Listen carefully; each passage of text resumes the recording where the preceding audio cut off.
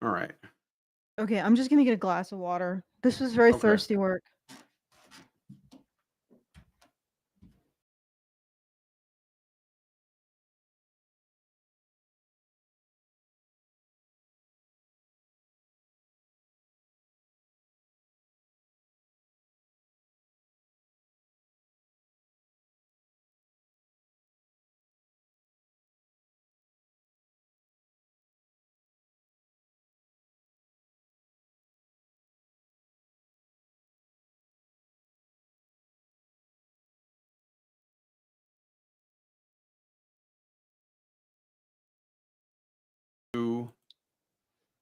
Hello and welcome to my channel where we have I guess a more informal discussion on entertainment topics. My name is Allison, and of course Brian is here with me as he usually is. And so today we're going to talk about What are we talking goblins, about? men's rights goblins. I was just a Yeah. dramatic pause. I know it extended a bit long because I forgot the inanity Fair of enough. this. Fair enough. Fair Yeah, enough. it's like it just slid off the brain pan because it's lubricated by a lot of ridiculousness. But in one of the D&D manuals, correct me if I'm wrong. It's D&D is not my forte. Sorry, guys. Well, Go yeah. ahead. Do you want me to share it? It's Yeah, sure. So I got this article from Fandom Pulse written by, I think it was John De La Rosa wrote this, and it's called Dungeons and Dragons Supplement uses goblin men's rights activists as example of how DMs should present evil in storytelling. And the it's not an official, so like when you play tabletop games, there's like official releases that are made by the original publishers, and then there's like supplements that could be made from various like third party sources. Okay. Mm. And there was a let's see if I can find the section. There was a book called Forge of Foes, which is not an official production, but there's a lot of people that are contributing, right? That make stuff. And in the Forge of Foes book, there's a series that's supposed to help game masters tell better stories that are less problematic and less sort of like politically incorrect.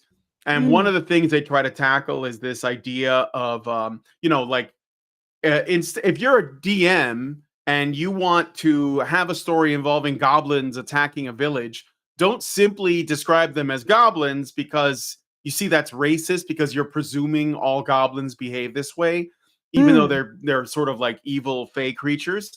But instead, you should give them a descriptor that sort of fits them being evil. I'll try to find the section here in this article. Ex-user Gingerblast posted an excerpt that shows a very cringeworthy example about goblins. Quote, one of the most standard adventure hooks in fantasy games goes something like this. Goblins are attacking the village. The characters need to help.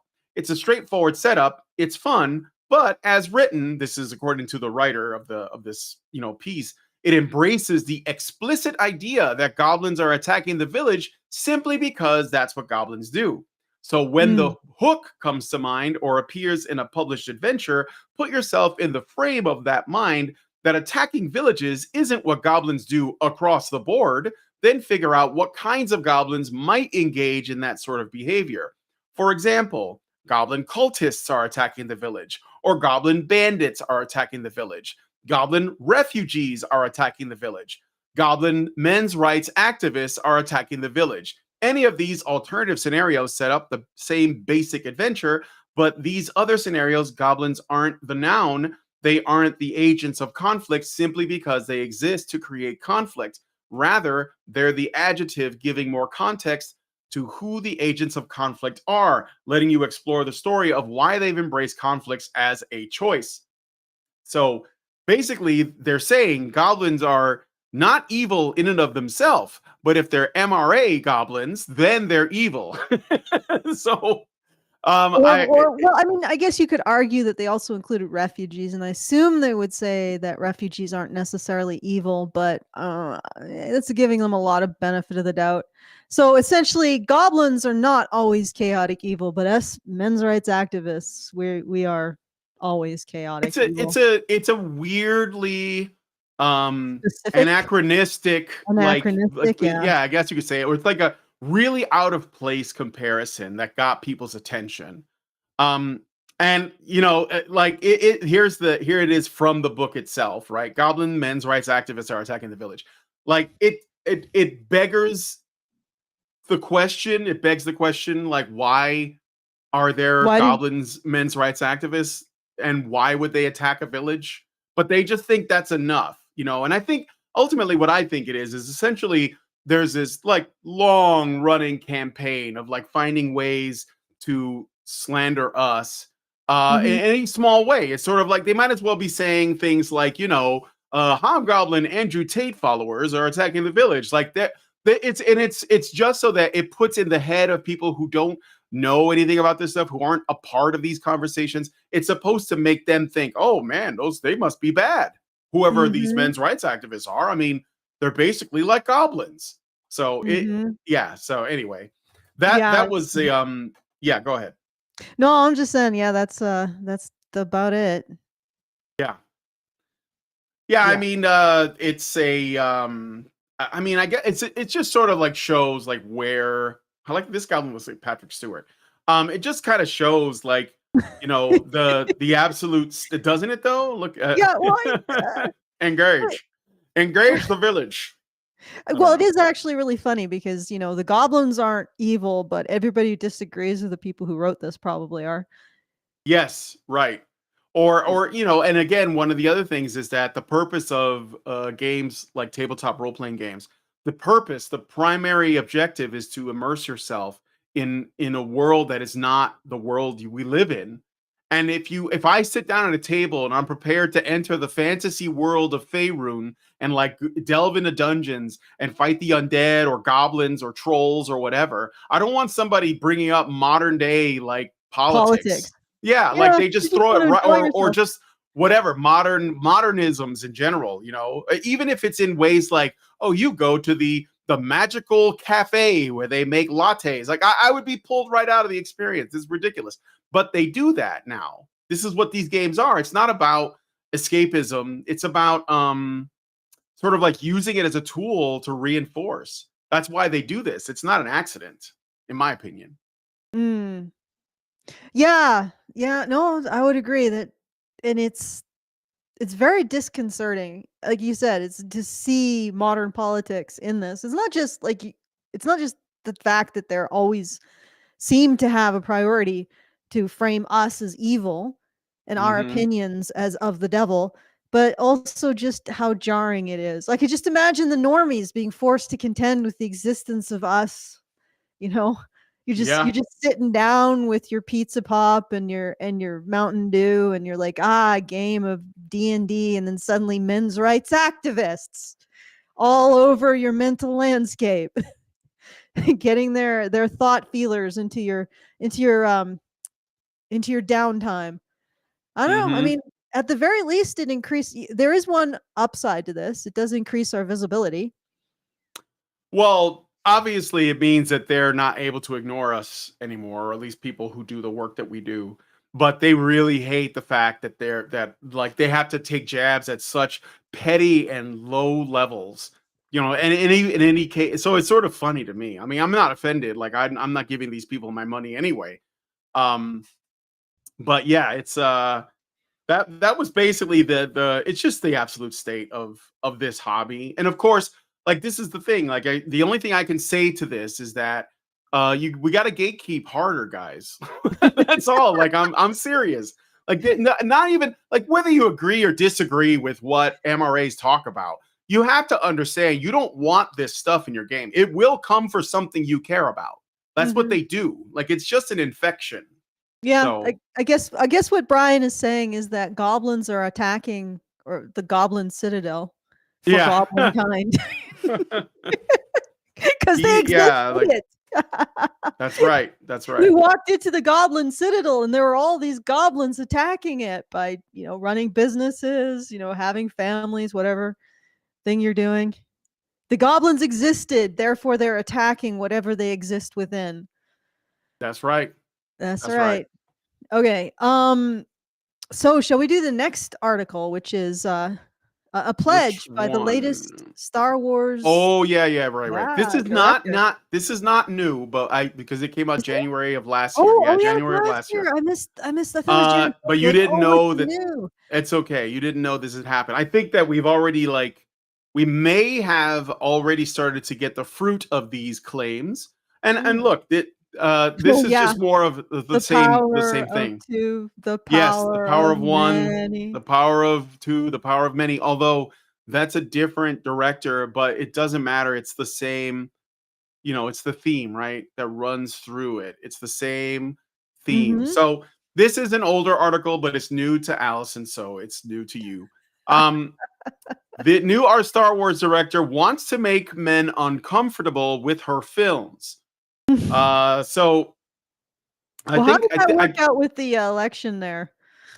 Oh well, yeah. I mean, I don't know. Are they going to double down? They Because double down. They double they down. always do. They always do. Yeah. But I don't know if they will. Like in light of the fact that Hollywood is on fire.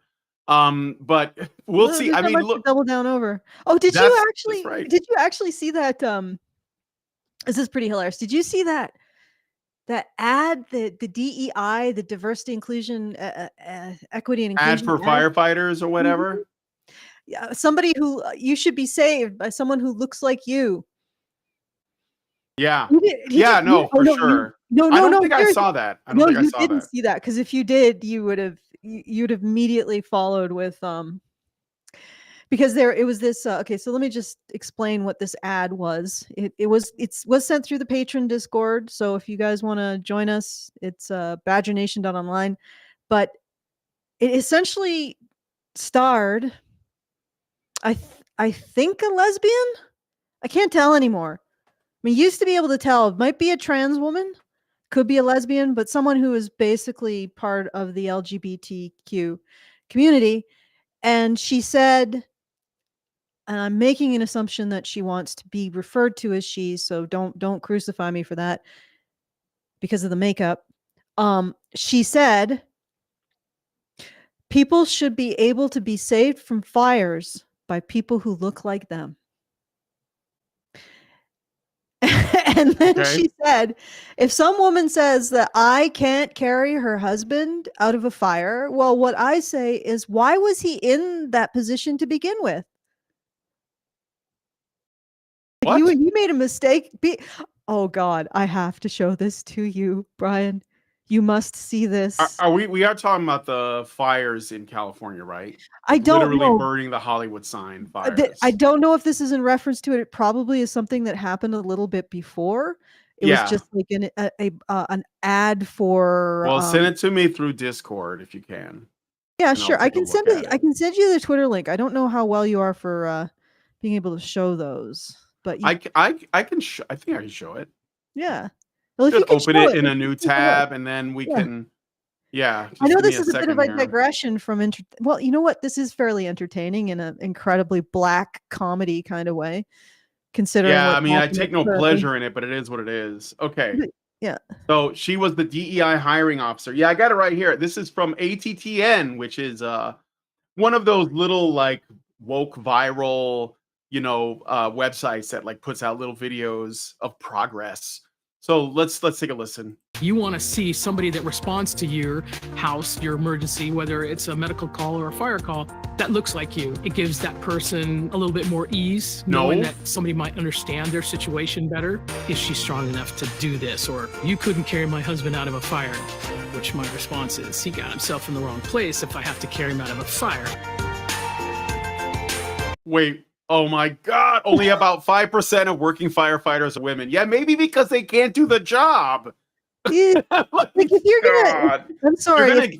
This shit gets people killed. It does. I'm just saying, it does. this gets people killed. This is so. Yeah, this is ridiculous. I'm sorry. But here's the thing, like, ridiculous. if you are somebody who says that trans women shouldn't be in women's sports, you cannot have a problem with this. Because if you can't handle being punched by a trans woman, you shouldn't be a firefighter. At the very least, you see what I'm saying? It's like you don't have the physical ability. 5% of working firefighters are women. Well, I would bet that even fewer than 5% actually have the physical capability to be operating on the same level as the average male firefighter. Well, and the thing is too, they always leave this out. They do the same thing with the military and police and other sort of like intense physical high risk jobs or positions. Most men can't do that either. Yeah. Like this is the thing, like if it's purely based in merit, and it just so happens that a very small percentage of women are able to make it. But guess what? Most men can't do it either. I don't want a firefighter that is like, let's say, like a 50-plus-year-old obese Latino guy. He's not going to be able to help me. I want like whatever the best guy for the job is. I don't like this idea that you need to see yourself in shit. It's so incredibly narcissistic. It is pathetically narcissistic. I like, why can't people see? They should be ashamed of themselves. Like, absolutely ashamed of yourself for that. Imagine having the luxury to be able to be like, I wish the firefighter looked like me. When there's something like a burning building and you need firefighters, what they look like should be the last thing on your mind. The last thing. This is ridiculous. This is sad. Like, ATTN, you should be ashamed of yourself. This is pathetic. Sorry. Well, it's not even that. All of the DEI stuff, it's if you needed to be carried out by a fire, you got yourself in the problem in the first place, it's your fault. It's like, I may not be able to carry you out of the fire, but it's your fault for getting yourself into the fire in the first place. You want to say that to the residents of LA? It's their fault. Well, they don't have water because Gavin Newsom was trying to save some like 2-inch long fish, and he basically didn't allow, like, they cut funding like by millions of dollars. Like, this is entirely on California government and Californians who voted for it. I mean, I'm not saying that because I'm happy they're suffering. I'm saying, like, could they learn something from it? I pointed this out. Like, they spent more money promoting the fact that they have like a lesbian fire chief or whatever than like actually being able to fight fires. The virtue signaling is destroying property and getting people killed as usual. And when I point that out, some guy tries to fact check me. I went to Bing and I found this. I'm like, fuck Bing. Look at the people. Look what's happening on the ground. Like, this is what, like, they have rainbow painted fire hydrants with no water in them. Like, the jokes write themselves. And so I don't know. This individual in the horizontal chat, which is interesting, Mars Falcon says, baffling why so many folks spend so much time panicking and fuming and raging over the existence of different people. So many hours devoted to worrying about others. America, man, Lisai. Dude, like I said, I don't care what she identifies as. I don't care who she wants to have sex with. My concern is that she is blaming the victims of fire for her own inability to do the work as a firefighter. Okay? That is insane. Right? And if people who are not cis, het, straight men, or I guess het and straight is redundant, if they want to do this work, fine. Can they do it? Right? Make sure that happens. That's true. Can they do it? And furthermore, he's obviously he's just misrepresenting our position because he wants to score points. But furthermore, do they have the moral prerequisite for doing it? Because when I hear that, I hear somebody who deflects responsibility onto someone else. And that person shouldn't be in a position of being responsible for the lives of others. Right? People who say, I'm incapable of doing something, but if you need me to do that thing, it's your fault for getting in the situation in the first place, shouldn't be the ones saving people. So right there, she is excluding herself based on her own attitude. And that's what I'm calling out. The rest, who knows? All right, let's get back to I just had to show you that, Brian, because it was like, it like the least important thing, like I said.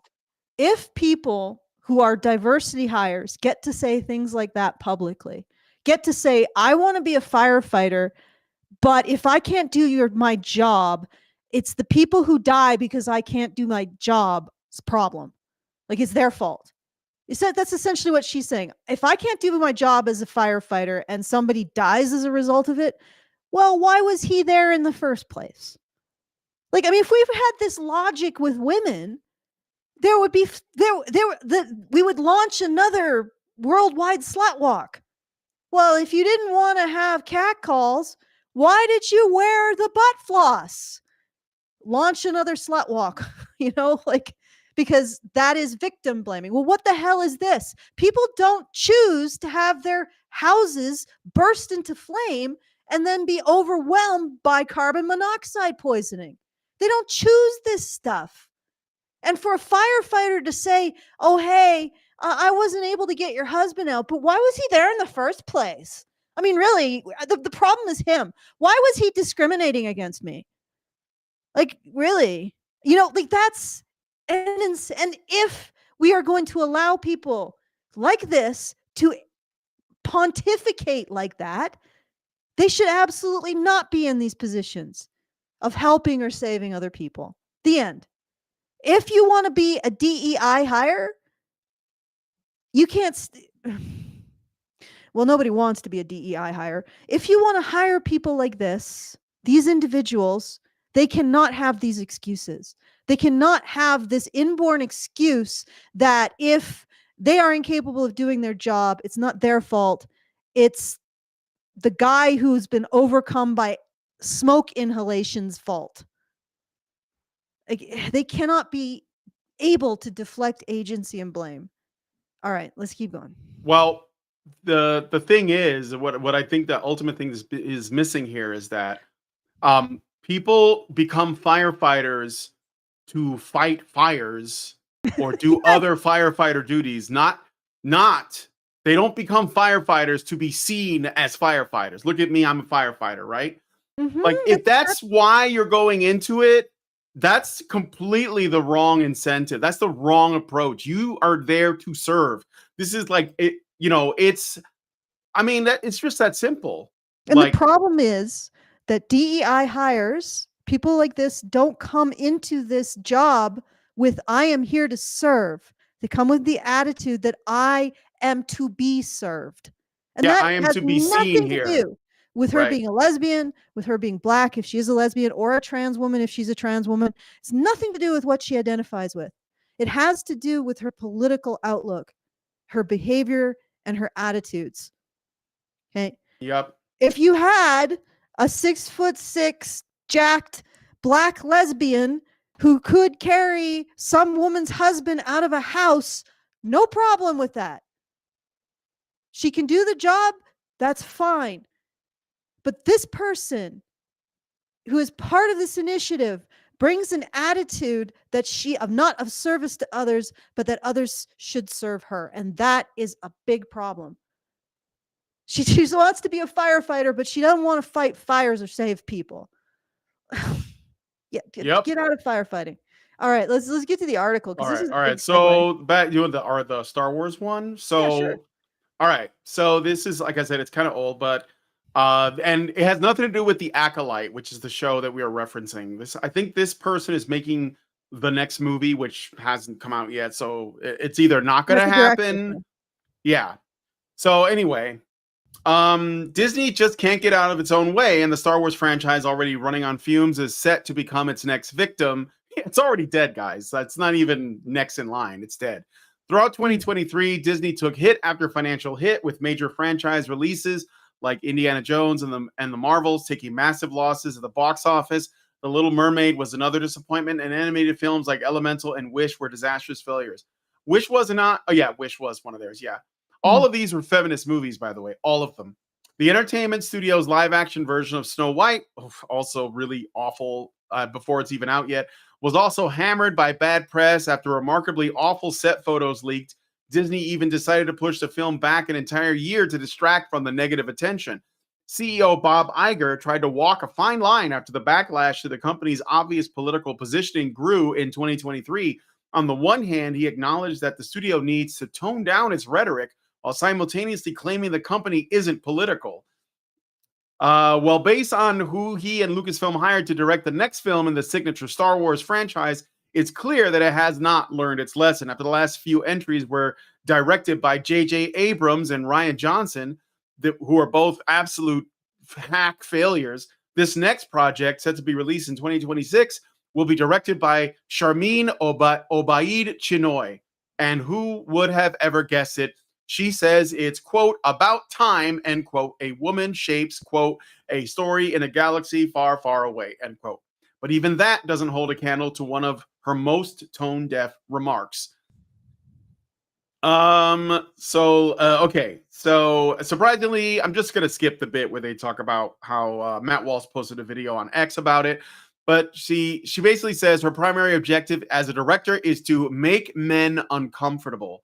Makes perfect sense for the leader of the most important franchise in the Disney stable, where a sizable majority of the fans are men, almost all of them. I mean, Star Wars is, as a franchise, while you could argue it primarily was aimed at families, it was boys and men that attached themselves to it. And maybe that's because most of the people behind it were men as well, and they were putting their own sensibilities in. But that it's okay that something is targeting men or it appeals to men. There's nothing wrong with that. And I think that's one of the fundamental issues we have, is that like people expect that men just should not have anything that is for them, that it has to be including women as well. Whereas if you flip it the other way, there's nothing that women are predominantly interested in that men want to be a part of. So it's either for women exclusively or it's for everybody.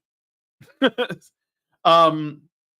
anyway, great choice as always, Kathleen Kennedy. The problem with Obai Chinoy's remarks and stated ambitions isn't that she's a woman directing a Star Wars film. It's that she wants to make the films about her and her political beliefs. I don't really, I mean, they go on to talk about some other stuff, but that's kind of we haven't heard anything from this woman since that got out there. So I don't know if you want to speak to this already or what. You're muted if you're trying to talk. Yes, because I was drinking a glass of water. So I don't think you guys need to hear slobbering and gulping. Fair enough.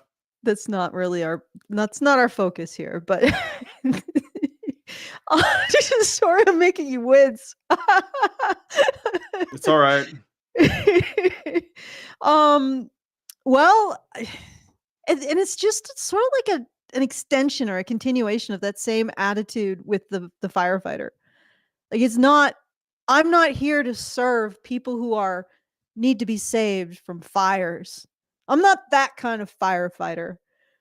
I'm here to make a statement about who can be a firefighter. Not going to actually do the work, just make a statement. I'm not here to direct a film that the audience appreciates. I'm here to make a film that they don't appreciate, so that they can appreciate the fact that I am a director that they don't normally see making films, that they can see a director that looks like whatever small subset of the population that they represent. You know what I mean? It's like this attitude of, I'm going to assume this job, and any aspect of merit in the course of doing this job, I'm going to regard as completely illegitimate. Like, you can't judge me. I'm going to be a firefighter, but if I can't lift your 13-year-old son out of a fire, you can't judge me for that. Just blame the kid for getting smoke inhalation and being unable to wake up during a blazing inferno and getting burnt to a cinder. It's not my fault. It's not my fault if I manifestly fail in my job. It's everyone else's fault for holding me to any kind of standard. Because people need to know that Star Wars is directed by people who look like them. I wonder if she thinks that films that men tend to enjoy make women uncomfortable. Because it seems like there's this revenge, vibe underneath the surface of like, I want to make men uncomfortable. And it's like, well, why? Like, men don't want to make women uncomfortable. Like, if I want to go watch Rocky, I mean, Lindsay likes Rocky, so this might not be a fair comparison. But if I watch a movie that's for men, if I want to watch Predator, for example, I don't think that women should be uncomfortable. I think that they can enjoy it too. I could watch Love Actually. I mean, I don't really want to, but whatever chick flick, Pretty Woman. I don't like chick flicks, because they tend to be like this weird kind of wish fulfillment thing, and I don't know. It's sort of like a little bit too indulgent and selfish in the way that the narratives are presented. Whereas stories about men are usually selfless, like they're making sacrifices, like war films or westerns or whatever. But anyway, I digress. So yeah. I'm just moving it around because I want to actually move you up so I can see you and not be looking away from the camera. But it I seems should like move my it's camera really a little bit difficult. too. No, it's I need to be able to change this layout so I can put you above mine so I can actually see you without looking in weird directions. All right. So yeah, okay. that's part of my issue. But no, it's like, yeah, that is a really good point. Like, I don't hear many male directors being like, I want to make women This serious. is for the guys. This is for the bros. We're gonna make women serious. No, nobody does that. Like, no one does that. No one makes a priority in doing something like that. It's actually really toxic attitude if you think about it, and yet freely expressed, given airtime. She's gonna have a gigantic budget to make this movie, which is apparently about making men uncomfortable.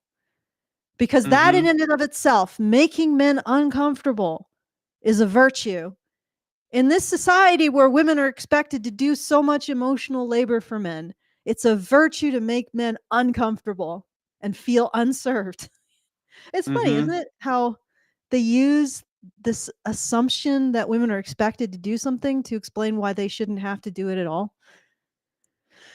Yeah. But anyway, but I don't know. It's just weird how that is, like that this is seen as a virtue.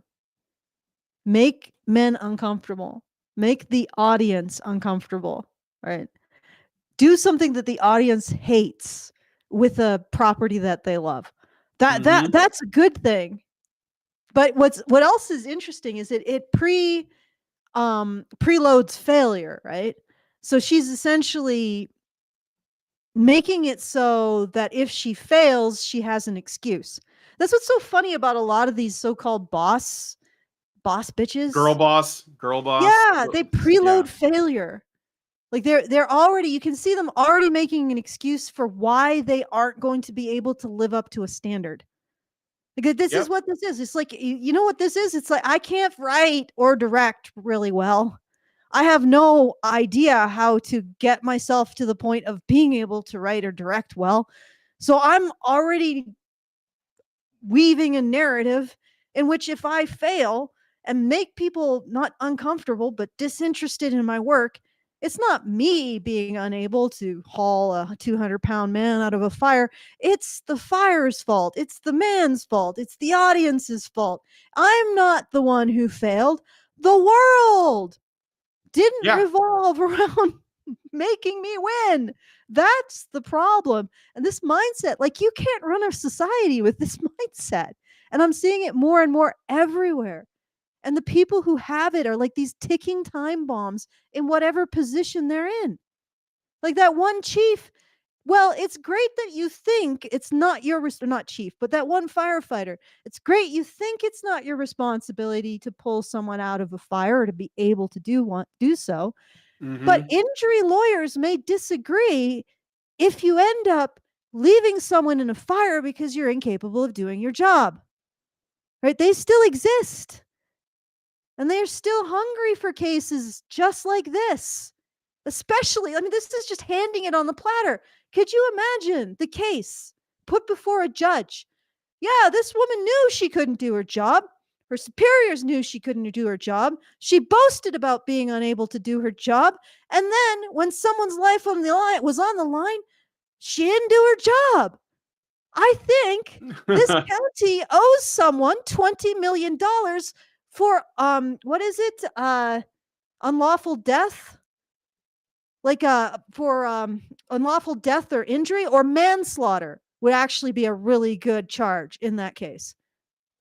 Right? She thinks she's not responsible. She is. Now the director is not as big a problem. She's just going to lose billions of dollars.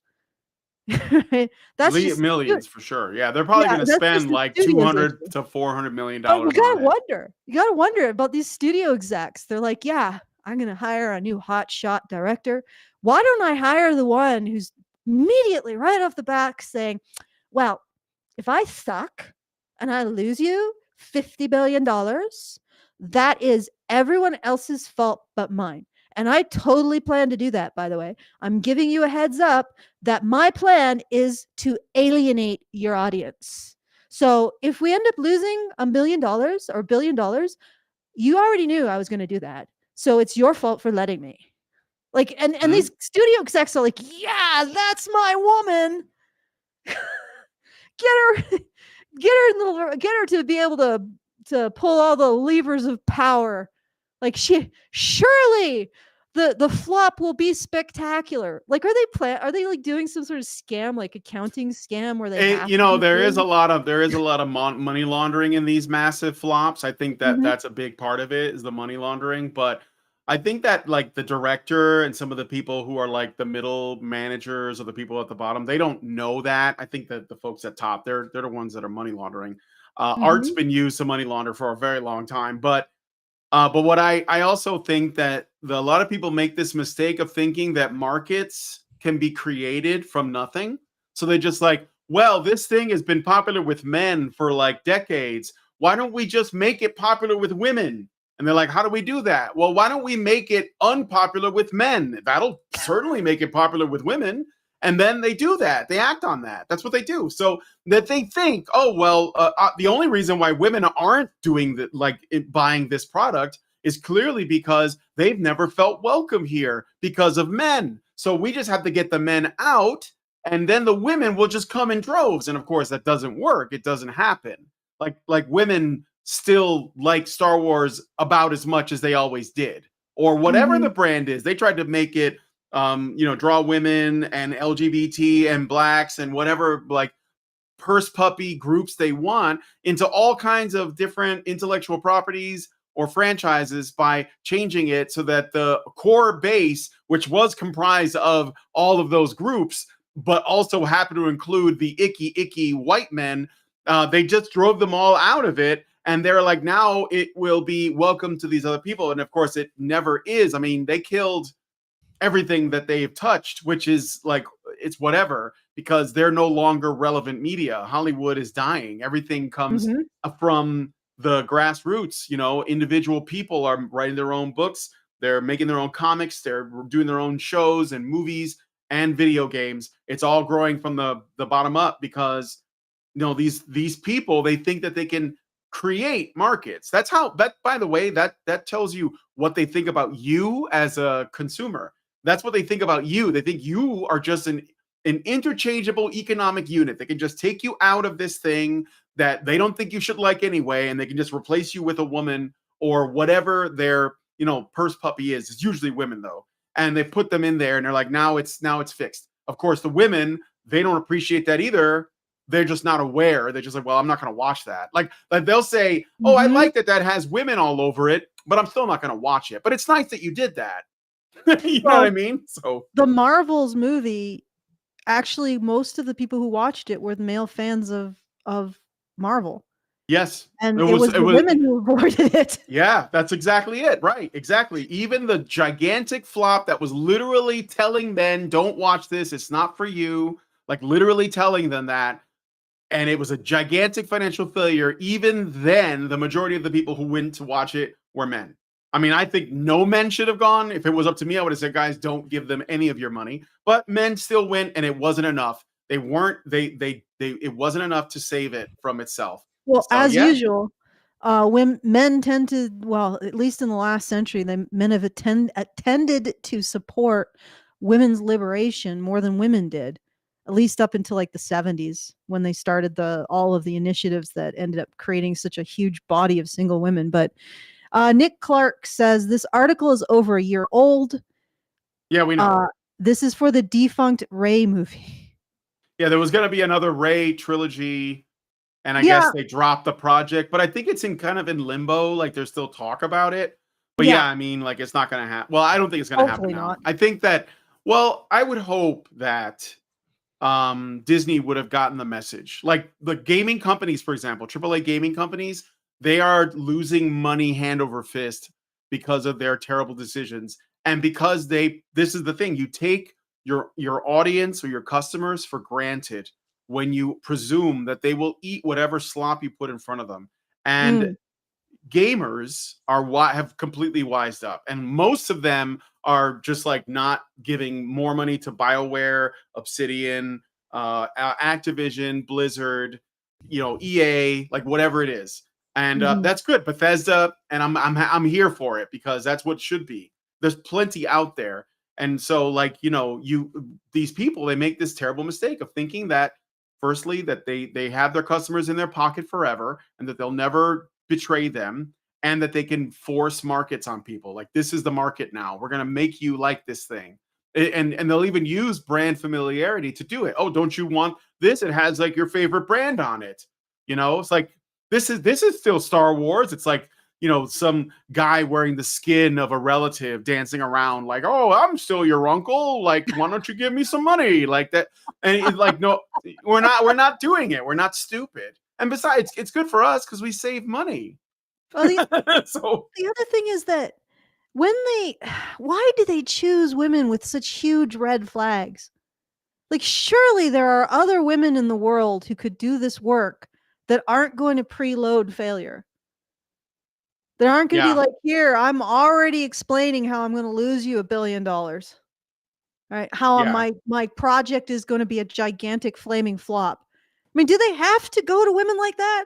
I guess they do, because it's that kick of I'm gonna give her something, and it's like that simp urge. Yeah, I think that that's definitely the simping urge is there, but I also think that if you like decide that this is the hill you're going to die on, you're going to find yourself surrounded by allies that you might regret, like, because you're going to be like, you're essentially engaging in the politics of resentment. And so you're going to be surrounding yourself with people who have resentment and they want to work with you, but they kind of hate you because they're just angry and broken people. And so, like, anybody who says, I want to make, content that makes men uncomfortable, like, that's not a red flag. That's like a freaking, one of those airplane pennants that has like a message written on it. Do not hang out with me. I hate you, even though I don't know you, right? Or like a Goodyear blimp with it's not just like a red flag. It's like a massive thing. And yet, because they think, oh, well, the enemy of my enemy, I'm gonna work with you. But yeah, these people are inherently, they destroy everything on purpose. Like, people in these industries have said that what they really want to do is burn it all to the ground because they believe that something new will arise from the ashes. This is like written into their belief system. And some people are just too naive to see that because they think, who would want to do that? Yeah, So, oh, good Lord. Yeah. So I just darted off to get myself some more water. For some reason, this is really thirsty work dealing with it. But again, like, just, don't you have anybody better to give it to? And also, they just don't like that men enjoy things. But this is like that. That's why they don't ever go after female things. Like, no one's gonna remake Sex in the City and destroy it. Like, they're just gonna leave it there. Well, they might remake it and destroy it. I don't know. How would they destroy it unless they make everybody lesbians and there's no men in the movie at all? But I don't think that. But that could do it. Actually, they could do that. Yeah. Okay, maybe, but I mean, but I know that this is a director that may be shuffled off, but this is consistent. How many times have we seen? Well, it's not an individual problem, it's an ideological problem. Yeah, but how many times have we now seen writing leads and directors and all of this, these women or these people who have this ideological focus saying, I'm here to alienate the audience. Like, I'm here to make them uncomfortable and to insult them. Like, how many times have we seen this now? And these are the people who are getting these jobs. Like, they can't give this to somebody who wants to make something that the audience enjoys. Like, they absolutely cannot find a single woman who wants that. Are you kidding me? Yeah, they always have somebody else to blame, though. So they never have to, like, learn from what happened. They'll just be like, well, there was the audience were all chuds. Like, no, it appears that no one seems to hate the customers of a given franchise more than the people who are in charge of said franchise, because they don't really want to work on that. They want Mm, to change the world. They think they're really important, you know? mm. This is like a thing that I see a lot. Yeah, they're So, changing the world by making men uncomfortable and also allowing men to die in fires. But that yeah. also seems to be like a they have this attitude that actually making men happy or saving their lives is like a sin, right? Yeah. It's like it's the worst thing in the world. You don't wanna do emotional labor for the male audience of Star Wars. Like, how dare? They should be doing emotional labor for the director. So if she makes something that's just basically a lit cow fart, like 60 minutes of her lighting cow farts in Utah, and she puts it up and says, "This is my avant-garde approach to Star Wars," and every human being responds with, "What the hell is this shit?" Like, but she's made the men uncomfortable, so That's that's right. what That was the matters. goal. That That's the was the goal. goal. Like, You know what? I think it just kind of is people who are just kind of like unaware of their mediocrity in mm, terms of their ability to tell stories. And I think that that comes because I think what's happening, honestly, is the people who were on Tumblr have gone into the world and now they're writing scripts and they're writing screenplays and they think that they're geniuses. Like literally, the woman who wrote The Acolyte, Leslie Headland, who was the former personal assistant to Harvey Weinstein, just saying, she used to write on Tumblr before she wrote for The Acolyte. And some evidence of how people would get this in their head that they're not, I'm not saying that people who write on Tumblr are all bad, but I'm saying there's a lot of bad on there. Like most of it's probably bad because mm, like anything that you have to get good at, if like a bunch of people are doing the same thing, guess what? Only some of them are going to do it well. Most of mm. them are going to do it pretty like piss poor or average, but not necessarily remarkably. And I think Leslie Headland was on Tumblr writing her weird werewolf fan fictions or whatever. And I'm not saying this to be dismissive of werewolf fan fictions. I don't care what you're into, but I'm just saying there's a lot of that kind of stuff. And you know this because, for example, one of the things that sort of deceives mediocre women of mediocre talent to think that they can write screenplays are the successful things that are also of mediocre talent, like Twilight, and Mhm.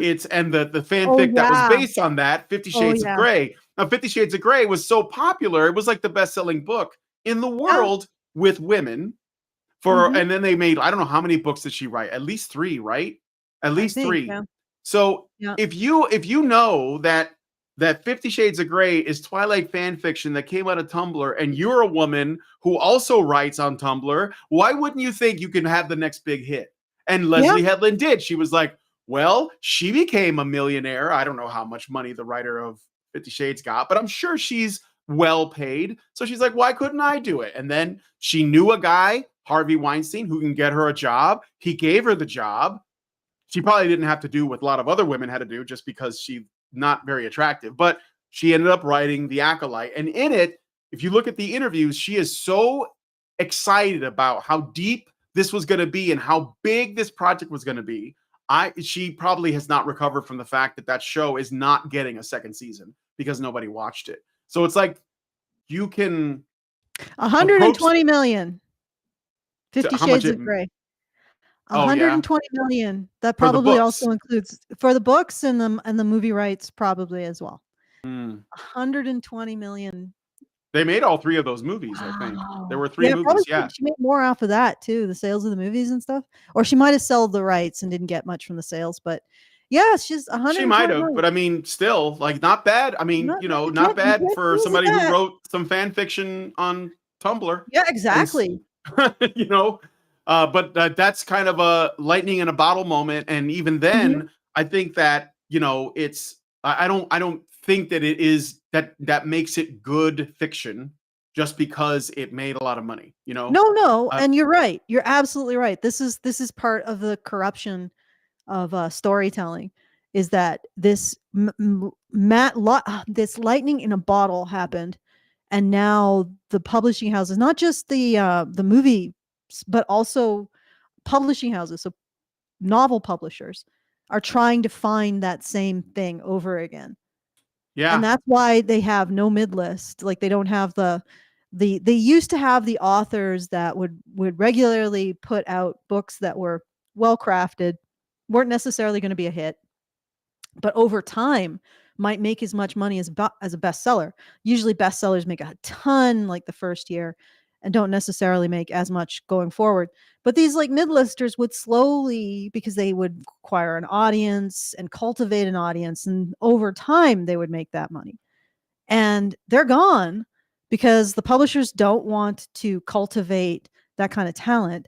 I mean, you might have an author who is good at certain aspects of storytelling, and then they work with an editor to get the rest of it up to speed, right?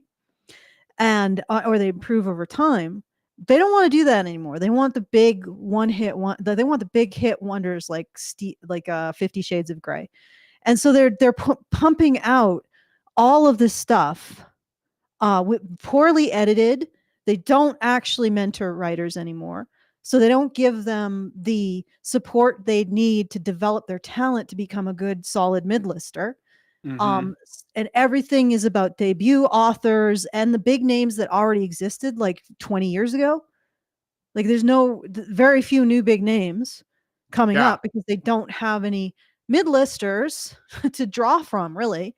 So it's like, it's totally changed the landscape. It's totally forced it towards like a lot of erotic and romance tropes. Absolutely, absolutely. Yeah. Yeah, It's porn. it's Like, it's porn for saturated. women.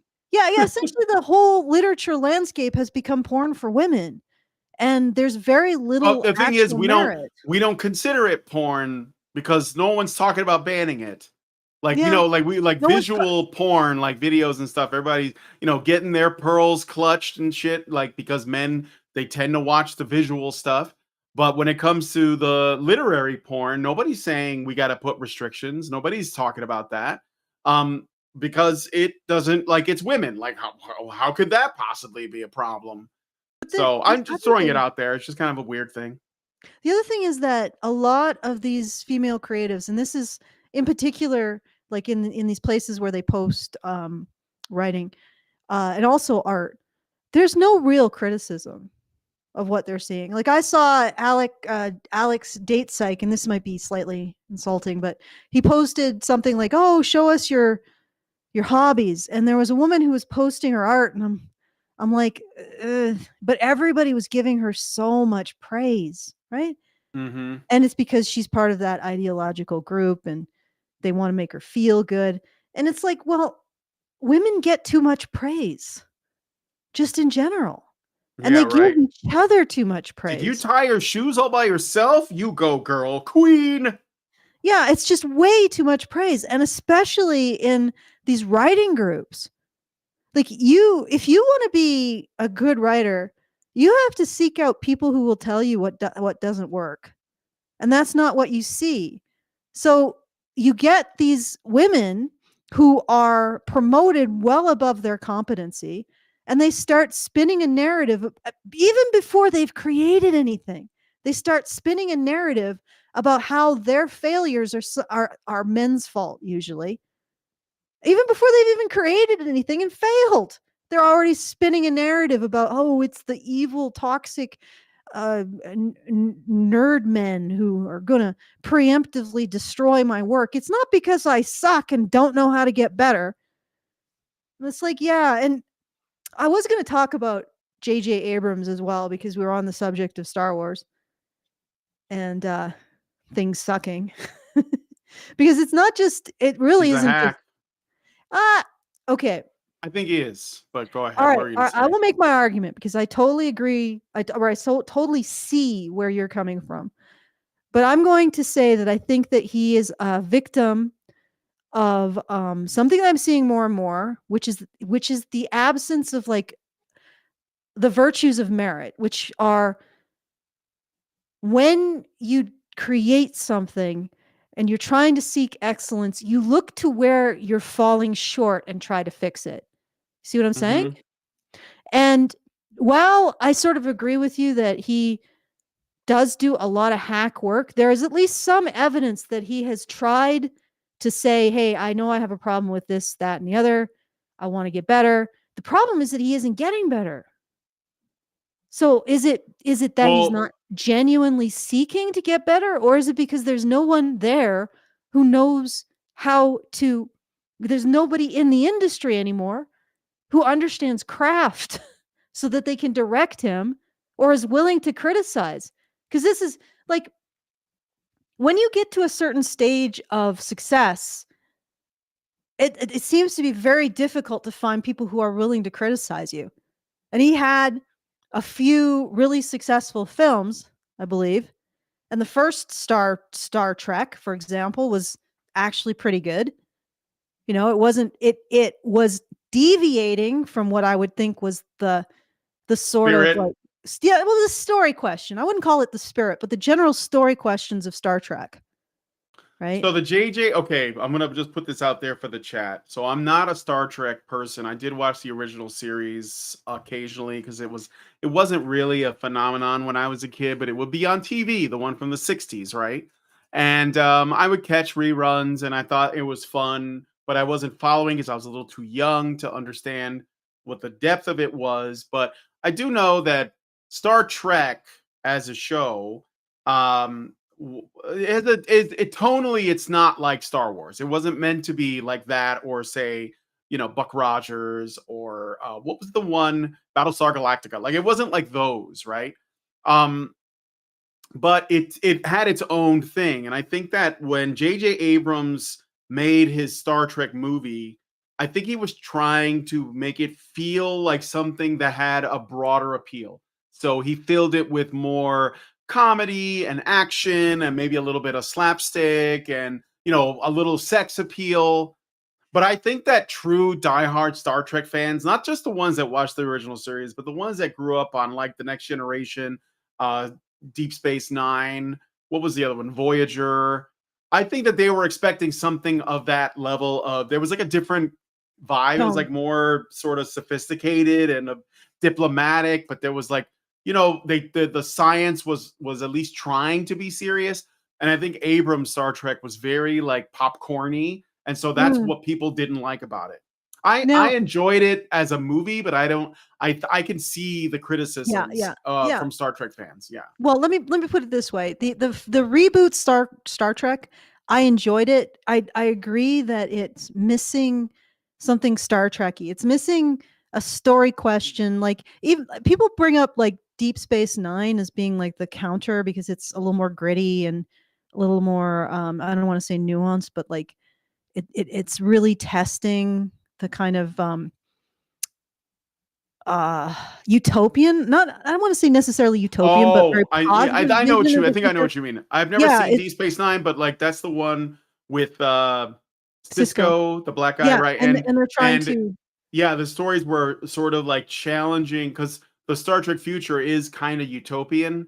Like, we don't worry about money anymore. We don't worry about like all these little civil rights issues. We're all like it's all about, that's the difference, is that in the Star Trek world, you have like this federation and everybody is like working together, and it's sort of like we've done the thing, and now we're just we run into small, like issues here and there, but for the most part everything is orderly and we're just maintaining this order. Whereas in Star Wars is about a struggle against like a tyrannical force. So that's why they're different vibes. But in Deep Space Nine, that I guess they're trying to show that it's not perfect and there are all of these other issues, which is actually kind of a compelling approach, right? Well, yeah, but they're starting to show more of the compromises necessary to maintain that kind of a future on the frontier where other cultures maybe don't want that particular approach. So it's like but at the same time, it's happening in the same universe, but it's almost like it's another spot in that universe. It's not actually denying the fact that the other parts of the Federation are more an expression of these kind of ideals, right? It's Mhm. just that in this particular circumstance, they have to contend with something that's a lot more gritty, you know? And I think that can work within it, because it's like testing those ideals against something that's a little more challenging, but it doesn't mean that the ideals aren't there. It's Yeah. that they have to make more compromises in order to try to aim for them, to continue to build them. And I don't mind that. Like, I don't think that's outside of the concept of Star Trek, because I honestly don't think that Star Trek is necessarily about that kind of like super positive human ideals. I think it's more about the striving towards them, for one. Mhm. And it's also about a more like intellectual questions and existential questions, like Right. philosophical questions of what Right. is right and what is moral, and how Yeah. we should conduct ourselves as human beings.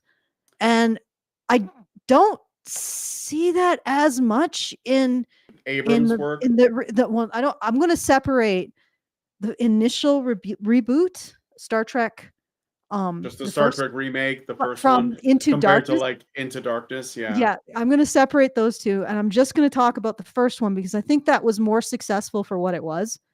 It was. And It was the most successful of the three. Like the third yeah, one, was it called Beyond? Holy cow. With the Beastie Boys soundtrack? wait, you didn't like it? I liked it. I mean, I don't know. Okay. I look, again, I'm not speaking as a Star Trek person. Like, I'm not a Trekkie. I didn't grow up with it really, but Mhm, just based on I just got the sense that those Star Trek movies are hated by most Trek fans. I know that Dave Cullen, who is a big Star Trek guy, mhm. he just shit all over those movies because he felt that they were very disrespectful. And I Yeah, get that. I I can see didn't that. grow up with that. But the thing is, what I think was really going on was, again, Star Trek films before the remakes, there have been a lot of them with varying degrees of success, but for the most part, they were niche. Like, you Mhm, were people who watched those movies were people who were Star Trek fans, right? And mhm, the only one that was the most popular, the most well known, is the Wrath of Khan, which is the mhm. second Star Trek movie, the original, not Into Darkness is basically a remake of Wrath of Khan, but like a Oh, really yeah. bad one. But Yeah, yeah, but something but like Wrath of that. Khan is the successful one, and the only reason why is because it calls back to the original show, and secondly, it's just Moby Dick. So when Mm, you're taking like a classic work of fiction and you're doing a spin on it, you're gonna enjoy more success. In the same way that Predator is just Beowulf, mhm, which it is. The Wrath of Khan is just Moby Dick, and mm, Khan is Captain Ahab. And if you look at mm, it that way, it's like, oh yeah, this works. That's why anybody could watch it. I didn't even know that he was a callback to the old show until mhm, later. So mm. Yeah, well, I take like I'm not gonna defend this as necessarily perfect reflections of what Star Trek is, because again, I think that yeah. the story questions that Star Trek asks and answers are much more existential and philosophical than in any of the reboots. So yeah, it's going to lose that. I'm going to look at it for what they are. The first Hmm. movie, I think, was to some degree a little bit more. One of the problems that J.J. Abrams has is he really suffers with consequences. Like, there's all Yeah. this stuff happening, but what are the consequences? Which means that nothing that really happens on screen has any weight. And part of the reason why I think he suffers with that is there's when you're writing a story, there's a basic structure called scene and sequel. So a scene will start with the statement of a goal by the protagonist of the scene. It will proceed with the protagonist seeking that goal, experiencing obstacles, and then it will end with whether or not the protagonist achieved their goal. And unless you're at the climax or towards the end, the answer to that should be either no, the protagonist did not achieve their goal, or yes, they did achieve their goal, but some other disaster happened as a result of that.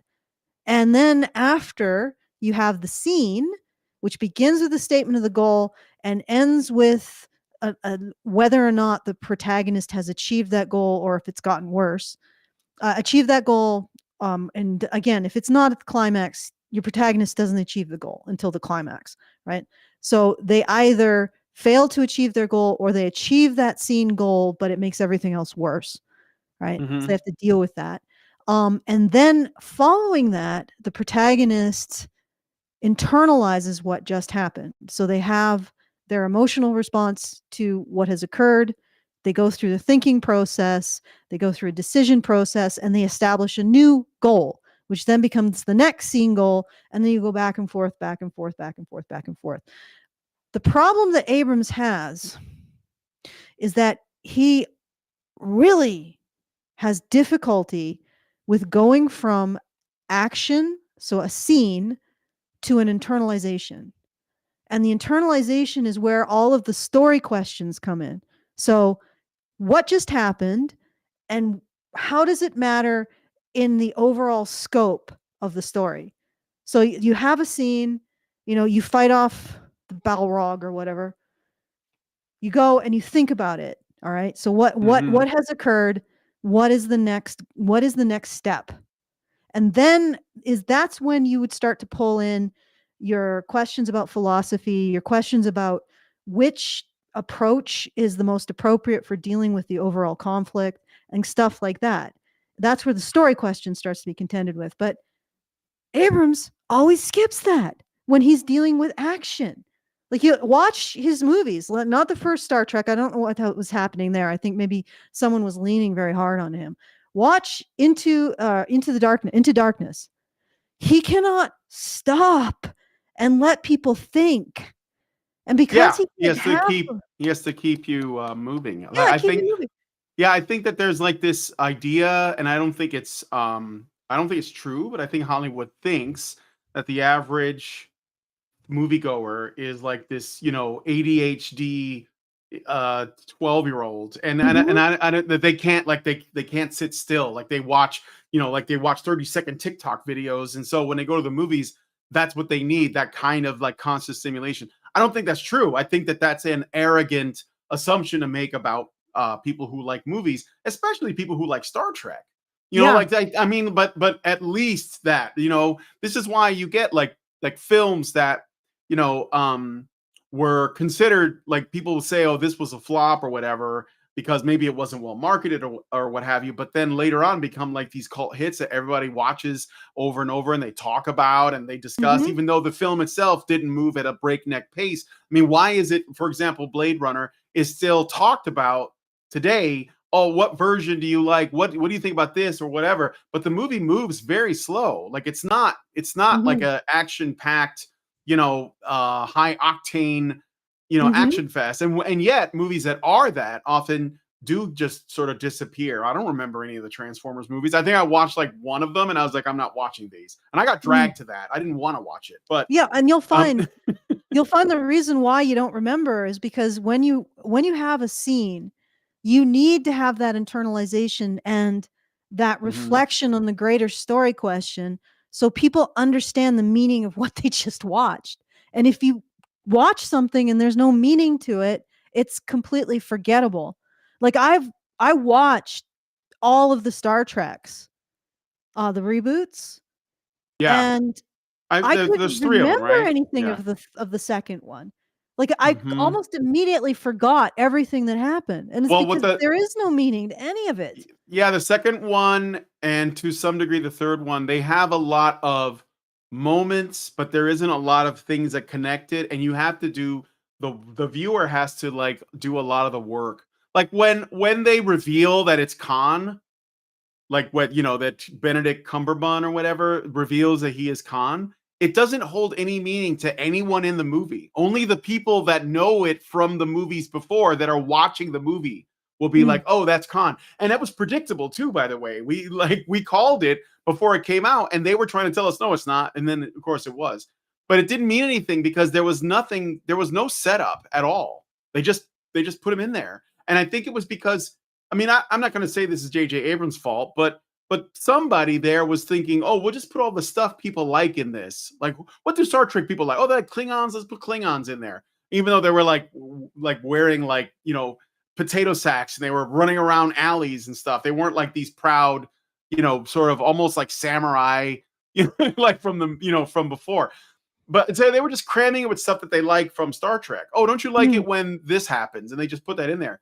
I think that's where it misses out. But I will say, with regards to Abrams, I think the issue is that nobody told him that this was a bad idea, because it's like, I bet the environment there, this is something I heard about that happens in AAA gaming studios, is this environment of toxic positivity where nobody is ever wrong and everybody just encourages everybody else and like blows smoke up each other's asses. So they feel good about what they're doing until the product is out and nobody likes it. And then they're surprised. Like, how could, I mean, everybody I know told me it was great. It must be your fault, right? So, can I just mean, quickly get in here before we continue? Can you pop up what I just sent you on Discord? Because people are like, oh, this article is not no longer relevant because it's old. And it's like, well, we're not talking about the article. Okay. All right, fine. People think we're talking about the article. But the other thing is we do have a super chow as well. So someone managed to send us a super chow. And since they did, I might as well tell you guys, if you want to send us a message, or if you want to send us a tip, and if you'd like to add a message to that, it's feedthebadger.com/justthetip. So once again, that's feedthebadger.com/justthetip. If you want to send us a tip and a message. Yeah, that's a little better. Now maybe we won't get so many people swanning in and saying, oh, that's an old article. You know, it's still an old phenomenon, but yeah. Yeah, but it's gonna there's you know how we were talking about lag with regards to like law. There's lag with regards to these kinds of releases. So, you know, people are saying like that, like basically stuff that's been in the works since like 2023 or 2022 or even 2024 is gonna come out. So we're gonna expect more trash for a while before, you know, because even though we see that like these people should know by now that this stuff isn't profitable, whether it's because of the, you know, lazy propaganda or because it's just the quality isn't good, which is probably more of what we're dealing with.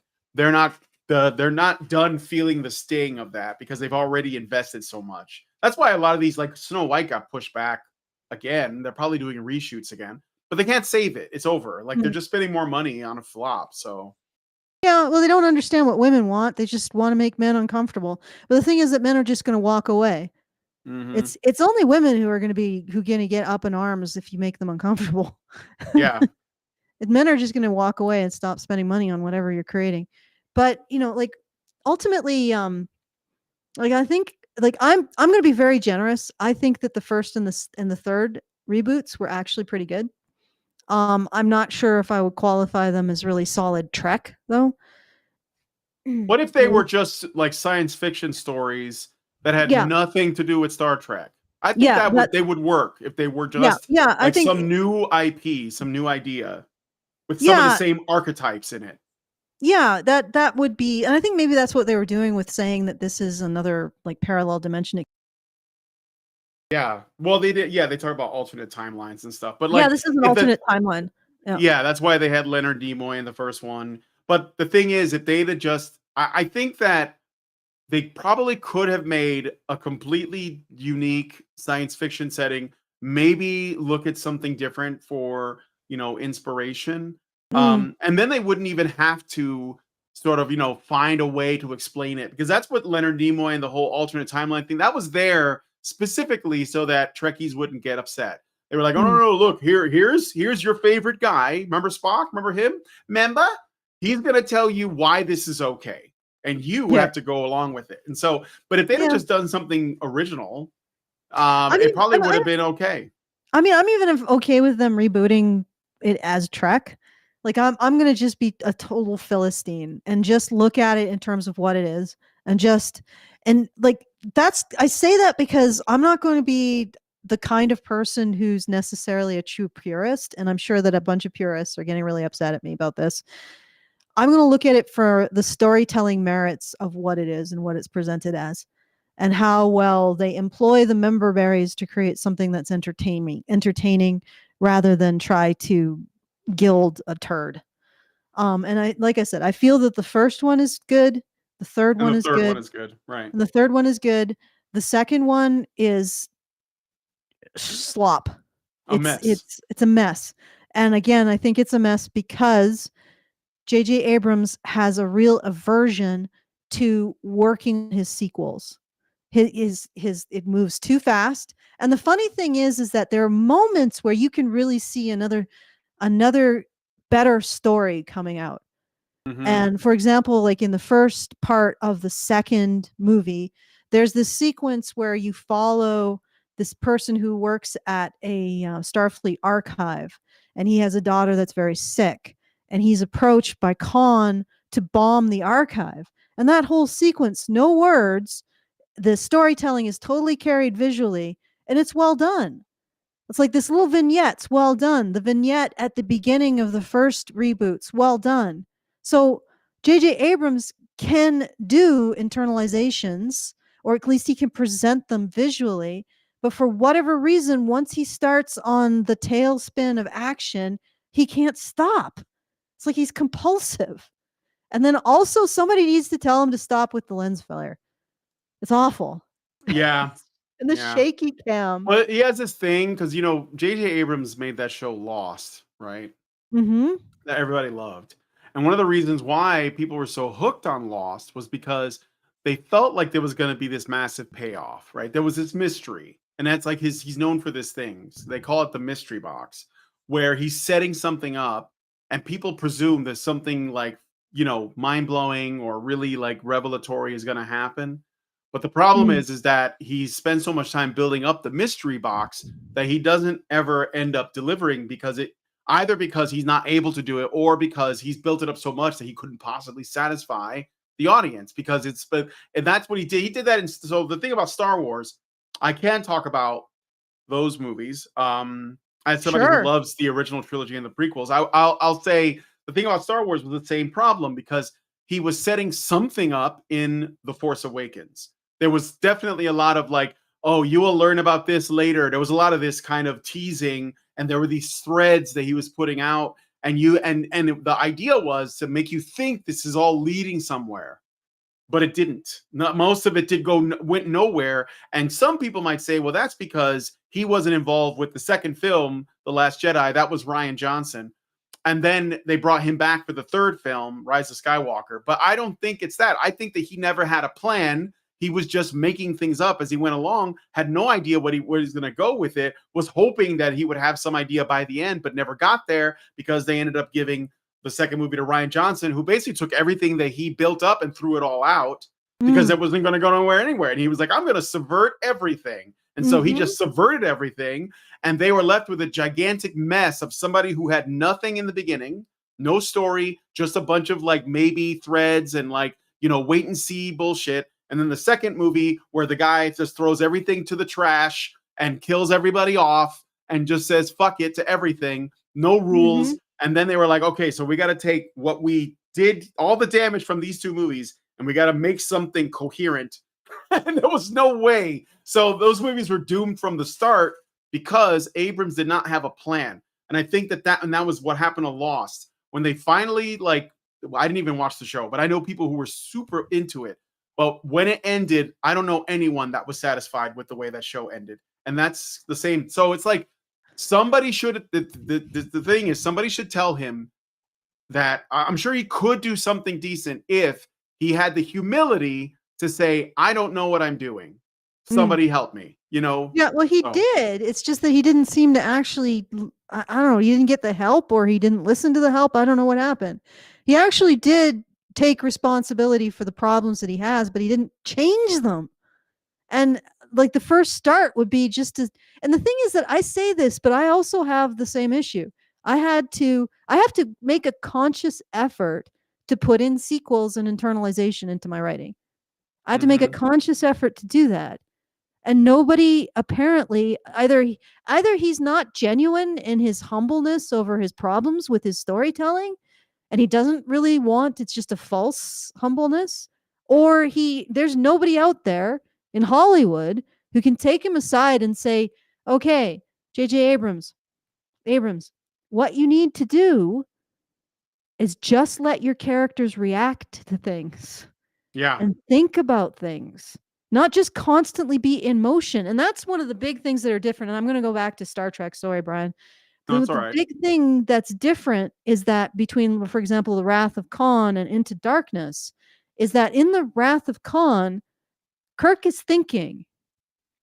Something Mhm. happens. He thinks about it. He comes to, he develops a plan. You talking about the So original Wrath of Khan with the original Morkara Wrath of Khan. Montalban? Okay. Yeah, the original Wrath of Khan. So there's a lot of process where he's thinking about the problem that just happened.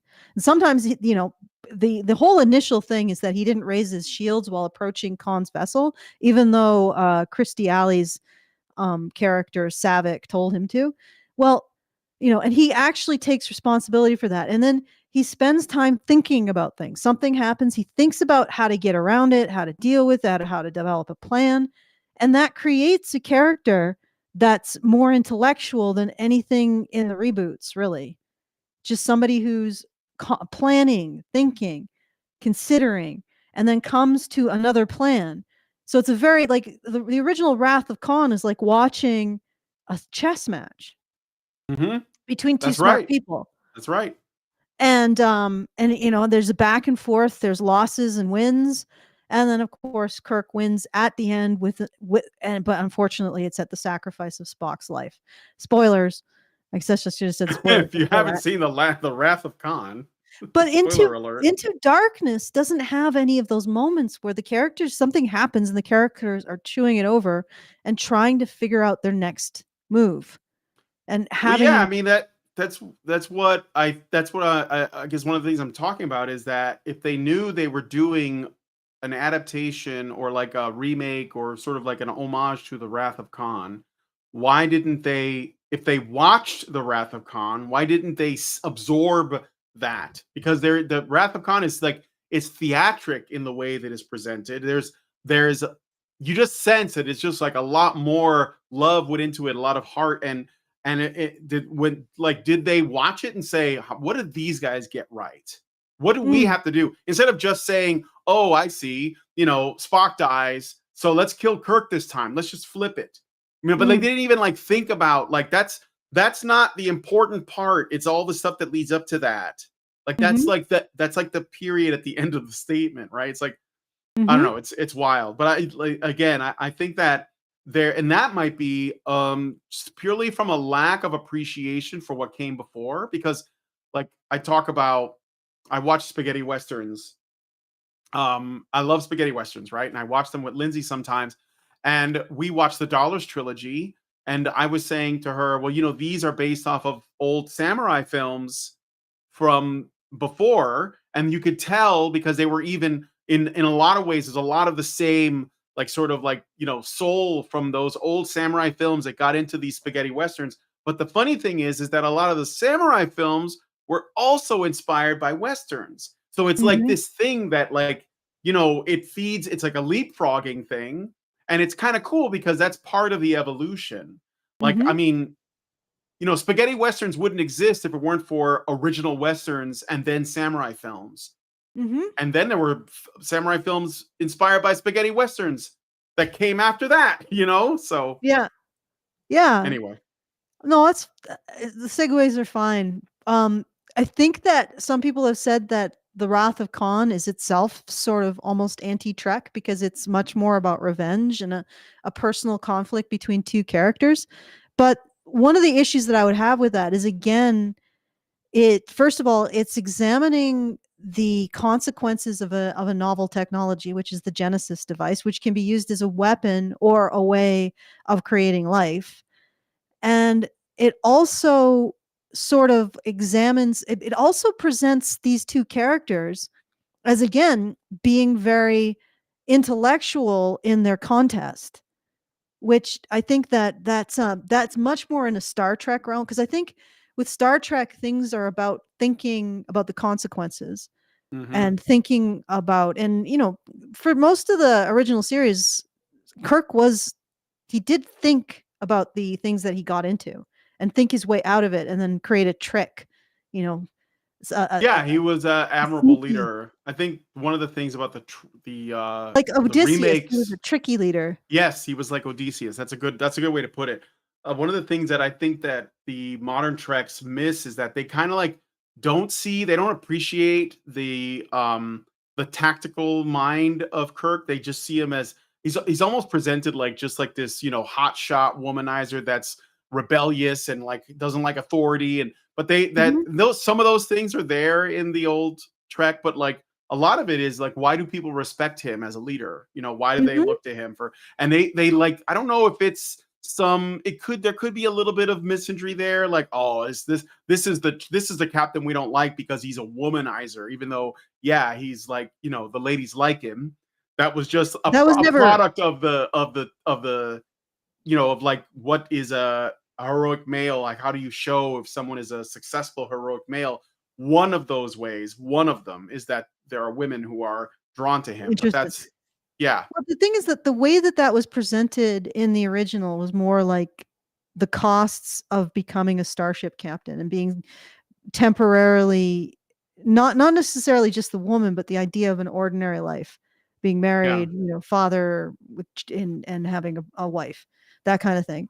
So I don't know if it was necessarily womanizing, especially not like it was presented in the reboot.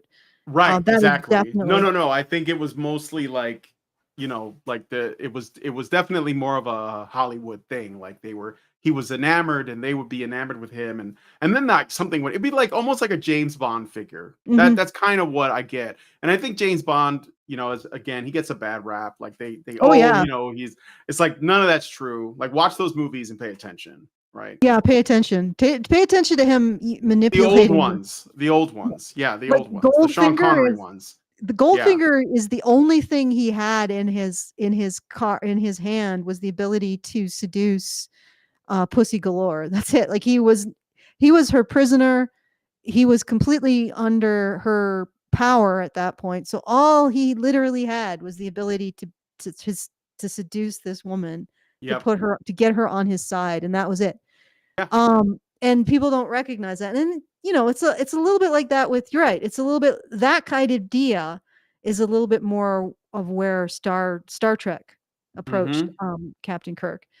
But yeah, in the reboots, he's sort of a generic, rebellious, oversexed male Hollywood lead, Yeah. and And I think that's I what take that. the filmmakers think that Kirk is. That's how that's why I think, like, did they even watch a lot of the old content, or they just know of it? Okay. Because everyone, like, like, maybe with some, like, I'm not sure No, about he literally said, J.J. Abrams literally said he was taking off more of the cultural consciousness around who James T. Kirk was, rather than the original work.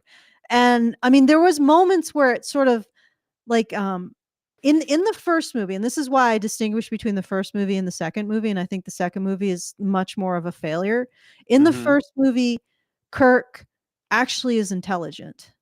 He has to solve problems. He's the one who makes the connection between his father's death, something that Uhura overhears while she's listening to Deep Space Anomalies, and the Starfleet being baited into the attack on Vulcan. So essentially, the Nero, who's the big bad of the first film, Eric Bana, he's like yeah, a is Romulan baiting. with the Yeah, face tattoos for some reason. Yeah. yeah, he's baiting the Federation into a situation, into a trap. And Kirk is the one who figures it out. And he figures it out by piecing all of these things together. Then he goes to his mentor, Christopher Pine, and tries to explain that this is happening. And he has to prove himself. He has to prove himself by I mean, being smart. Pike, Christopher Yeah, Pike, right. the Yeah, Pike. captain. Okay. I Pine is the yeah, actor who plays Kirk. yeah, Chris I Pine. know. Yeah. Sorry. It's okay. Also the best character in the Wonder Woman movie is Chris Pine. But anyway, go ahead. Okay, so he has to explain this to the captain. Turns out that he's correct. So his intuition and his intellect actually brings together all of this information. And I actually really like the interaction between Bones and Kirk. And also, I mean, there's reasons for why he's doing what he's doing. So he's not a stupid man. He's still Mhm. intellectual in that way. So it's more bringing it into that realm, and I think that's where the Star Trek really shines, is that it's people trying to use their higher functions to solve problems. Yeah. They're trying to use diplomacy, trying to use logic, trying to use cleverness, trying to be smart, use self-control, use discipline to solve their problems. And that's sort of like the ideal of Star Trek. And in the first movie, you still see that. It's much more action orientated, but in the end of the day, Kirk is able to do what he does because he's smart, right? And Yeah. that is much more in line with the original Star Trek. So it's not just like about the Oh, ideals, for it's about sure. Yeah. people striving to be better. Now, sometimes Yeah. that means they don't start very good. Sometimes it means the situation is cynical, but the idea is they're always striving to solve problems with their higher functions, with diplomacy, with intellect, with intuition. Whereas Star Wars may be more about like those emotional connections with family, and also the necessity of sometimes things can only be solved through war, right? Hmm. Well, yeah, it's So more of a, a good warrior, versus evil narrative, a warrior story. Yeah, yeah. the monomyth. Whereas Star Trek is much more of an intellectual exploration story. Yes. And the idea of the ideal being not solving things through violence, but solving things through intelligence and higher functions. And so the first movie, I think, had that, although it had a hell of a lot of action. Don't get me wrong. But the other thing is that at the end, it was like Kirk had earned his right to be in the captain's seat. The Hmm. second movie, Kirk is a moron. Like, just dumb. And not just Yeah. that. When he had to actually explain to Christopher Pike his situation, he was more competent. So when he's in a position of explaining himself to someone who can say no, he's a much more competent character. He gets his ducks in the row. In the beginning of the second film, he's not listening to his two major advisors, which are Spock and Scotty in this instance, right? He doesn't, you never listen to Bones, right? But Spock brings up a whole bunch of ethical questions about going in league with this admiral who's incredibly warmongery, and then Scotty brings up a whole bunch of actual like mechanical issues with bringing aboard weapons that are completely, they don't know what's in them, they don't know what the payload is, and they're around extremely sensitive technology, which is the Enterprise's engines. So, and he's like just rolling over both of them. He's just like, shut up, Spock. Scotty, shut up. And Scotty's like, well, you know what, I'm going to put my foot down because I believe that this is a danger to everybody on the Enterprise. So I resign. Hmm. And it's like, he never apologizes for that. He never, I mean, he makes some, it's like at the final hour, JJ Abrams realizes, oh wait, Yeah. the main character has to earn his win, so I'll just make him do a random sacrifice, and it'll be cool because it's like a reversal of Spock sacrificed himself in Khan, so Kirk will sacrifice. It'll be cool, member berries. I'm like, no, that was shitty writing. You wrote a character that should never have been. When he got the captain's seat, I'm like, what the fuck did this man do to earn it? Like, I think I wrote out a list of, I apologize that I'm talking about something that maybe you don't have as much knowledge of. Sorry, Brian. But we wrote out a list. When we watched it, we wrote out a damn list of everything that Captain Kirk did wrong in Into Darkness. And he abused his staff. He didn't listen to their expertise. He endangered his crew multiple times and led to the deaths of 15 people at least. And the first, like during the Wrath of Khan, one Scotty's nephew dies, and Kirk is thinking about that the entire movie, because Yeah. it was a direct result of one of his failures. And even though technically the failure, it was a reasonable conclusion to make. So it wasn't like just something incredibly stupid, like totally ignoring your chief officers when they have a problem. Um, and as a result of ignoring Scotty's problem, the Enterprise just breaks down in the middle of warp and jumps out of warp. For some reason, they end up where they're going anywhere. Go figure for that. And then he has like multiple inappropriate conversations with his subordinates, in which, in one case, he insults and undermines the authority of his first officer and also supposedly his best friend. I'm like, are you freaking kidding me? What is this forced drama? And then, so we go from, and then the relationship between Spock and Uhura. In the original movie, Uhura actually seemed supportive. And it seemed like, well, the relationship probably isn't necessarily appropriate because, they're serving together. At least they try to keep it out of the public eye. They make it private. There's some dignity around it.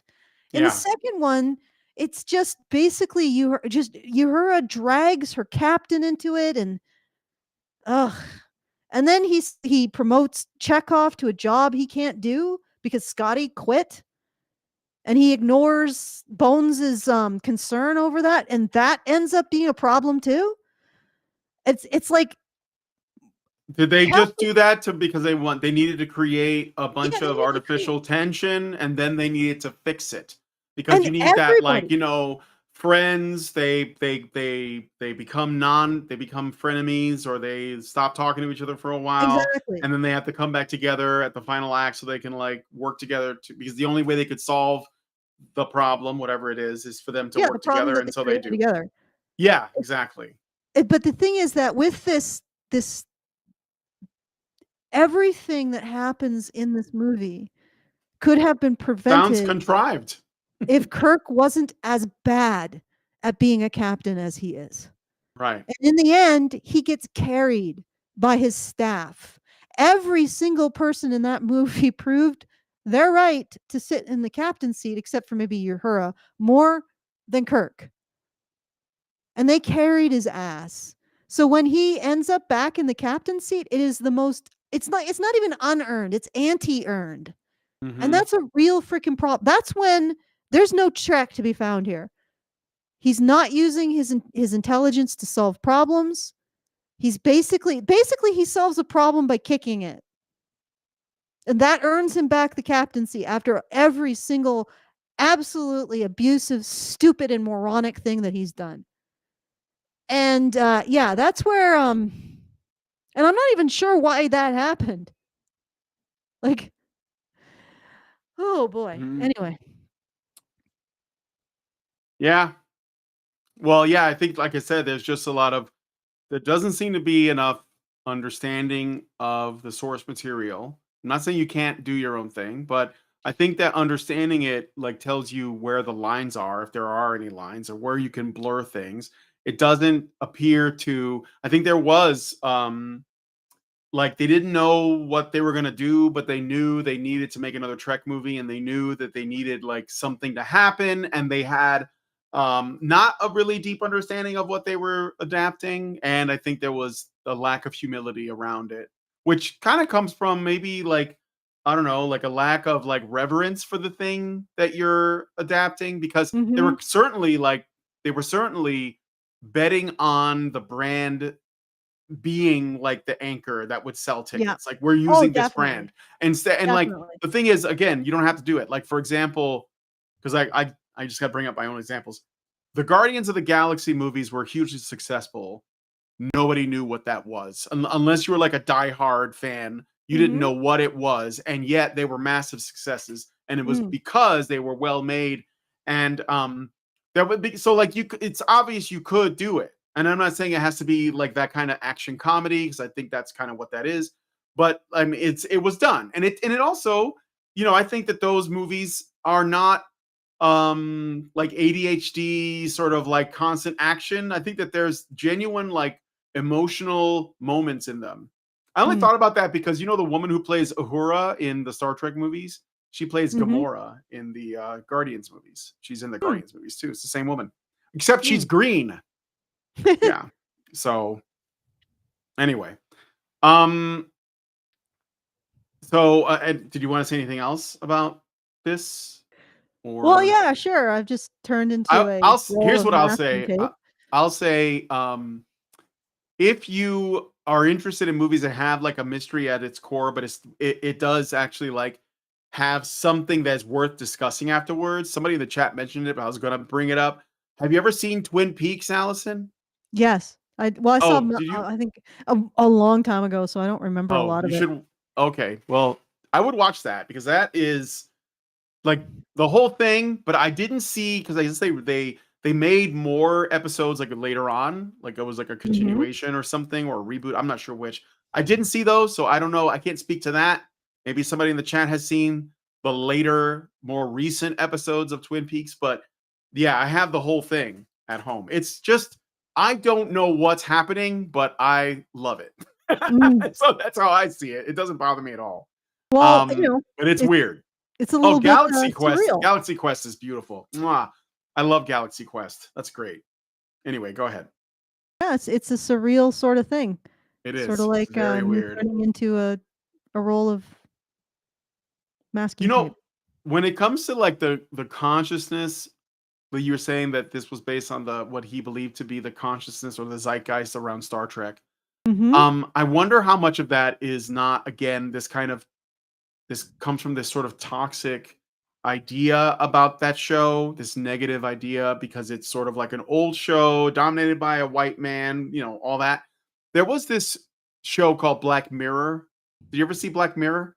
It was I've sort of seen like some. Twilight Zone episodes, kind of like about the technology. And there was this one that was like a Star Trek thing, but I think the main character, I'm trying to remember, I did watch it, but it was basically like a feminist story about, men in power. And it was just really cringe. And I wonder how much of that, because like a lot of these things that we hear about, like these concepts, like the Bechdel test, like they're all Mhm. just based on this feminist theory about around pop culture tropes, and they're very boring. They're not really helpful. They actually make writing worse objectively when you include them. And I think this idea of the sort of dashing male, starship captain, like these people hate that so much that they will turn it into a parody of itself and then pretend as though that's what it always was. Mhm. Do you know what I'm saying?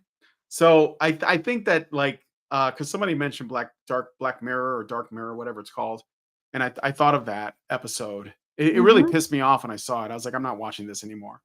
Um, Tim Yeah, Allen's they, character. that Yeah, go that ahead. is possible that they just turned him into a freaking joke and then remembered at the end of the movie, "Oh wait, he still has to be captain."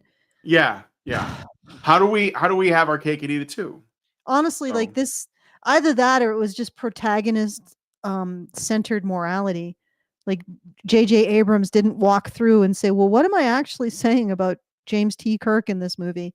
Am I saying that he solves problems using his higher functions, or am I saying that he solved a problem by kicking a bucket?" I think I'm saying that yeah. he solved he re-earned the Enterprise by kicking something.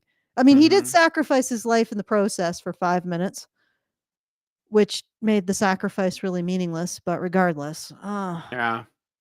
And honestly, the foreshadowing of the fact that they were gonna revive him was so heavily done that Hmm. you knew that Oh I yeah, so like it killed the stakes, right? Well, the yeah, it killed the sacrifice didn't stakes. mean anything because he came right back like 5 minutes later. So yeah, I mean, and I guess like Bones discovered the cure to immortality, like he discovered immortality. So like where can you go from there? Like right? It's Mhm. nuts. It's nuts. It was like they Yep. just they just threw, it was just super contrived. Mhm. Okay, well, let's see if we got any more super chows. Probably not. No. All right. So, I mean, I could probably we could probably talk more about J.J. Abrams, even the J.J. Abrams Star Wars as well, because I've gone through that with a fine tooth comb, Ugh. and I've even started comparing them with the prequels, and I think the prequels actually stand up better. Hell yeah, the prequels are good. They're not Yeah, as but good we as the could. originals, but I like them. I Yeah. like them. I will die on that hill. I have the high ground. Okay, I will say that having watched them now 3 times, that Prequels? they sort of grow on you. They do Also, grow on you. I think I know what George Lucas was trying to do, Yeah. and I'm not so sure it was the best approach to take. It may be a bit I honestly now think that it may be a bit too avant-garde for a general audience. Yeah. I know that I'll sounds say really I'll weird. say this: if it weren't for Revenge of the Sith, those would have been the Revenge of the Sith was like the Hail Mary play that paid off, Mm, because Phantom Menace was like, if you're a child, you'd love it, and I think that's the idea. Like, kids love that movie. They love Jar Jar Binks. They still do, like children, but like the adults that grew up on the original trilogy hate that stuff because I think that's the mistake. And then the Attack of the Clones, it has a lot of like awkward acting, and I think George Lucas is not. He's got like great ideas, but he's not a great director. But Revenge of the Sith kind of brought it home. It was like, okay, this works. Like that was the good payoff, in my yeah. opinion. Well, Yeah. we could definitely talk more about that if you want. I I wanted to mean, talk a bit go about ahead. J.J. We don't. Abrams. You can And talk about J.J. Abrams. I don't want this to go no, super long because I haven't no, eaten no, all no. I'm day. I've saying been that fasting. So, next time. oh, next time, sure. Yes. Like we got lots. Like I can go through like the comparison of the prequels to the sequels, the comparison of Khan to Into Darkness, all 3 J.J. Abrams. Actually, I'm doing with my writers group in the Have you Discord. looked at whatever else J.J. Abrams has done, like his television Um shows? I think he's done some other movies too. Didn't oh he yeah, do he has. He's also done didn't something he called Super 8 that I might take a look at. But Super 8? Yes, yeah. okay, so I mean, I've been working on this Sonic project to really understand storytelling with the patrons. If you want to join, you can do so at feedthebadger.com/subscribe and then get access to that part of the Discord. Or if you just want to hang out in the Discord, feedthebadger.com/badgernation.online. And again, if you enjoy this content, please tell me if you like this. Like, this is a little more informal. It's not quite as tight to men's issues content. And it's not responding to lunatics as much, I think. It gets a little more discussion. Like for me, this is stuff that I get really charged about because it's storytelling and it's understanding storytelling. And it's actually storytelling is it's a very difficult art to master. Um because and one of the reasons why is because the story that you write is not the story that people read. The story that you put on the screen is not the story that people receive, that they experience.